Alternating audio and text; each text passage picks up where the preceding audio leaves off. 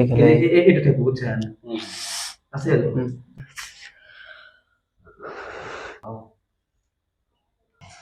বিছানাটার কি অবস্থা করতো? হ্যাঁ, সারাটা দিন বিছানা গুছাইতে হচ্ছে যে অস্থির লাগে।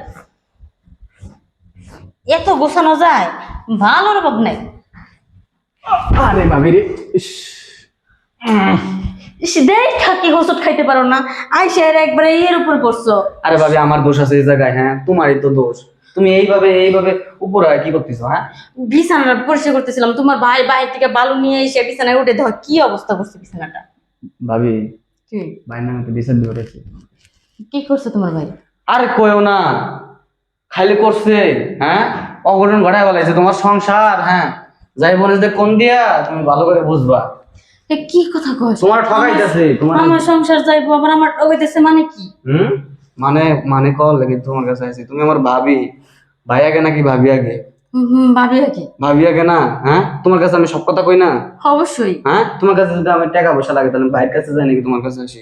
আমার কাছে তুমি দাও না আমার টাকা পয়সা? অবশ্যই দেই। আপন কেটা দিলে? আমি। তুমি না? তাহলে আপন তোমার সংসার ভেঙে যাবো, আমার ভাই আছে তাতে কি হয়েছে? আচ্ছা কি সংসার ভাঙবো, কি অপকর্ম করেছে? এত পেশাস কেন? শুধু সাপটা কবার পারিস না? আরে সাত দনে চা খাবার গেছি। তুমি তো জানোই আমি ওই যে পকেট টাকা আমি সবসময় আড্ডা দিই। চা খাবার গেছি, নানান কথা বলতেছে। কি কইছি? বলতেছে তোর ভাই অমুক শ্রেণীর লোকে ধরা খাইছে, কট খাইছে, পরে তোর বিয়ে মিয়ে দেওয়ার চিন্তা ভাবনা করতেছে। এডি কথাবার্তা শুরু হয়ে গেছে।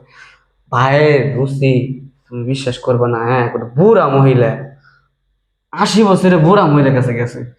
যাই হলো ধরা গোলামের খাইছে। গুড়া ঘরের গোলাম, আমি এত দিই তাও আর হয় না। হয় না। ও শেষ মেশে বুড়া মহিলার কাছে গেছে। তোমার- ওই কোনে গেছে আমার কত? এই, ভাবি লড়াচড়া করে না করলাম। তুমি আসলে ওই চিংড়ি মাছের মতো হাত পারো খাইলে। হ্যাঁ কে আমার জামাই এত বড় অঘটন করেছে, আমি একটা হেস্ত নেস্ত করবো না? কাটা দিয়ে কাটা তুলতে হবে। সেটা কেমনে কেমনে কি করবো? আরে তুমি আমার কাছ থেকে বুদ্ধি নিবা বোকা। তোমার কাছে আইসি জিনিসের লেগে বুদ্ধি দেওয়ার লেগে না? হ্যাঁ হ্যাঁ তুমি আমার আপন না?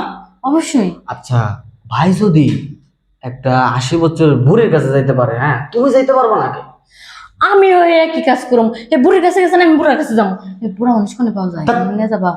তুমি বুড়া মানুষের কাছে যাবো কি লিগা? হ্যাঁ তাইলে তোমার 80 বছরের বুড়াটা দেখিও তোমার হইব?